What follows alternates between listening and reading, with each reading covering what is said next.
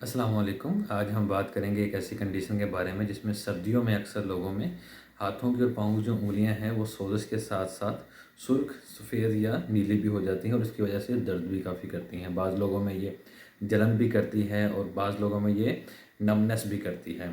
तो इसकी क्या वजूहत है वो डिस्कस करेंगे और इसको हम कैसे बचा सकते हैं, कैसे बेहतर कर सकते हैं, उसको हम आज डिस्कस करेंगे।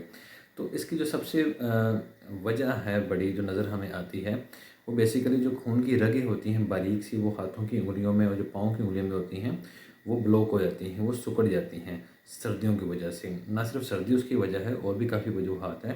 और जब वो खून की रगें सिकुड़ती हैं तो उसकी वजह से सोजिश भी हो जाती है, दर्द भी होती है, जलन भी होती है और रंग भी तब्दील हो जाता है।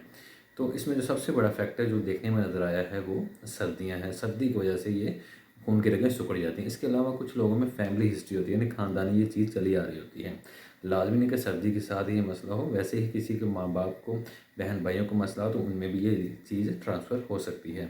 इसके अलावा जो लोग स्मोकिंग करते हैं, सिगरेट पीते हैं, उनमें भी ये चीज़ ज़्यादा होती है। खून की रगें जो सिकुड़ जाती हैं उसमें ये तब्दीलियाँ हाथों की उंगलियों में, पाँव की उंगलियों में नज़र आती हैं। कुछ मेडिसिन की वजह से भी ये मसला हो सकता है और बाद का स्ट्रेस की वजह से। अब स्ट्रेस किसी वजह से भी हो सकता है, लाजमी नहीं वो सिर्फ सर्दी की वजह से बंदा स्ट्रेस में आए, गर्मी की वजह से भी आ सकता है। क्योंकि हम बाज़ औक़ात में देखा है ये कंडीशन में गर्मियों में भी बहुत रेयर है ऑलमोस्ट, लेकिन गर्मियों में बाज़ औक़ात ही कुछ लोगों को तंग करती है ये चीज़। तो स्ट्रेस की वजह से भी, परेशानी की वजह से भी, या वैसे ही जिसम में कुछ स्ट्रेस ज़्यादा आ जाए, दबाव ज़्यादा आ जाए, उसकी वजह से भी चीज़ नज़र आती है। तो इसका जो हम हल कैसे करते हैं, सबसे पहले जिसे हम कहते हैं कि परहेज़ जो इलाज से बेहतर है। तो सबसे पहले जो सर्दी जो सबसे मोस्ट कॉमन वजह जो हमें नज़र आती है इस चीज़ की, हमें उसको बचाना चाहिए। उसको कैसे बचा सकते हैं? जब सर्दी में हम निकलते हैं ठंडी हवा में तो अपने ग्लव्स वगैरह का इस्तेमाल करें, मोटी सॉक्स का इस्तेमाल करें और काफ़ी हद तक इस हम चीज़ से बच सकते हैं। जब हमने पानी का इस्तेमाल करना है तो उसमें भी हम ठंडे पानी जितना बचाव कर सकते हैं करना चाहिए। जैसे औरतें घरों में बर्तन वगैरह साफ़ करती हैं या कपड़े धोती हैं तो उस वक्त भी एहतियातन गर्म पानी का या नॉर्मल सा थोड़ा सा पानी जो गर्म हो उसको इस्तेमाल करना चाहिए, ना कि ठंडे पानी को। या हम ग्लव्स वगैरह का इस्तेमाल भी करवा सकते हैं, जाके ठंडे पानी में जितने हाथ और पाँव जाने से बचेंगे उतना ये मसला कम होगा, क्योंकि ये जो मसला है औरतों में मर्दों की निस्बत ज़्यादा देखा जाता है। तो सबसे पहले हमें ठंडी हवा से और ठंडे पानी से बचाव करना है। उसके अलावा अगर उसके बावजूद कुछ लोगों को होता है मसला तो उसमें एक और भी टोटका अपनाया जाता है, जिसमें हम नीम गर्म पानी लेते हैं, उसमें नमक और सिरका ये दोनों चीज़ें डाल के अपने हाथों को और पाँव को उसमें 10 से 15 मिनट के लिए भिगो के रखते हैं। ये अमल हम दिन में 2 से 3 या 3 से 4 दफ़ा भी कर सकते हैं। जब हम हाथों को, पाँव को नीम गर्म पानी में भिगो के रखते हैं नमक और सिरके के साथ, तो उसमें होता क्या है कि जो खून की रवानी होती है हाथों में, पाँव में जमा होता है वो ज़्यादा हो जाती है, आहिस्ता आहिस्ता बढ़ना शुरू हो जाती है।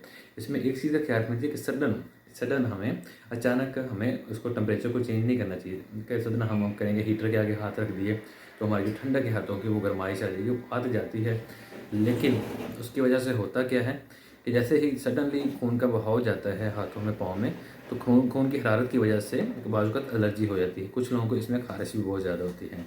तो उस चीज़ से बचने के लिए हमें चाहिए कि हम हाथों को और पाँव को आहिस्ता आहिस्ता रब करके या वैसे ही उसको गर्म करें ताकि इस चीज़ से हमें बचा जा सके। तो इस चीज़ की हमें एहतियात करनी चाहिए।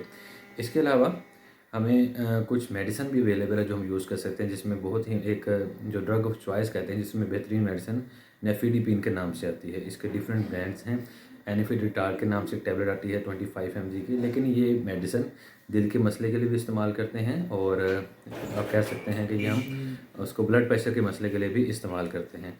तो ये मेडिसिन हमें सिर्फ डॉक्टर से रिव्यू करके ही इस्तेमाल करनी चाहिए। इसके अलावा कुछ क्रीम्स हैं वो भी हम यूज़ कर सकते हैं, जिसमें कुछ स्टीरॉयड क्रीम आती हैं, क्योंकि खून का जब बहाव कम होता है हाथों के, पाँव के, उंगली में खून जम जाता है तो खून की जो रगें छोटी होती है वो डैमेज हो सकती है। उन डैमेज को बेहतर करने के लिए हमें बाज़ का स्टीरॉयड क्रीम हमें यूज़ करनी पड़ती है। और जब क्रैक्ड स्किन होती है, डैमेज स्किन होती है, डैमेज वो खून के रगों की वजह से, तो उसमें बाज़ का फंगल इन्फेक्शन बहुत जल्दी हो जाता है, तो उसके लिए हम एंटी फंगल क्रीम भी यूज़ करते हैं। तो ये जो क्रीम है, ये जो टैबलेट है, हमें हमेशा डॉक्टर से रिव्यू करने के बाद ही इस्तेमाल करनी चाहिए। जो बाकी चीज़ें हैं जैसे कि सर्दी से बचना, ठंडी हवा, ठंडे पानी से बचना, और जो हमें टोटका बताया कि नीम गर्म पानी में नमक और सिरका डाल के उसमें हम भिगो के रख सकते हैं, इन चीज़ों को हम घरों में रूटीन में इस्तेमाल करें, इसका कोई साइड इफ़ेक्ट नहीं है। लेकिन मेडिसिन और क्रीम हमें डॉक्टर से रिव्यू करके ही इस्तेमाल करनी चाहिए।